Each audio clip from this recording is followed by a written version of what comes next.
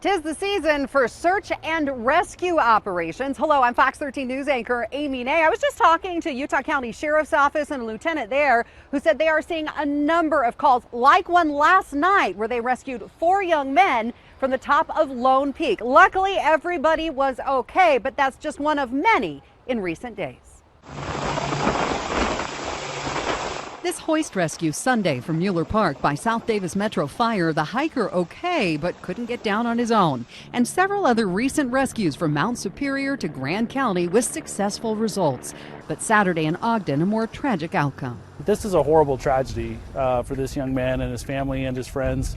And certainly our hearts go out to all of them. Sergeant Sean Ansley from the Weber County Sheriff's Office on the drowning of a 16-year-old boy in the Weber River, playing with airsoft guns with 3 friends when 2 jumped in and he didn't resurface. It's still very cold, and while we may not see a lot of the classic swiftwater conditions in the rivers that we've seen in the last couple of years, there are still spots in every river where there are swiftwater conditions, there are undercurrents, and people need to use extreme caution around these bodies of water. When the temperature starts rising up, people get out on the trails and recreate, and it's usually a busy season for us. Sergeant Zach Robinson from the Utah County Sheriff's Office said it was just before 7 p.m. Sunday when they got a call from a young boy who had wandered off a trail with a friend and was lost up Lone Peak.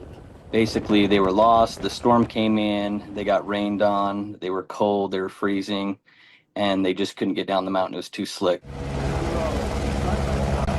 A DPS chopper coming to the young men's aid. 2 of the boys were found, but they learned 2 others were still out there. We didn't know where they were.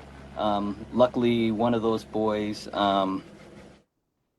had a little bit of cell phone power left and called 911. Luckily, all were recovered and brought to safety. Boy, this could have been a really different outcome. Right. I mean, temperatures were dropping. They weren't dressed for the weather. It was cold.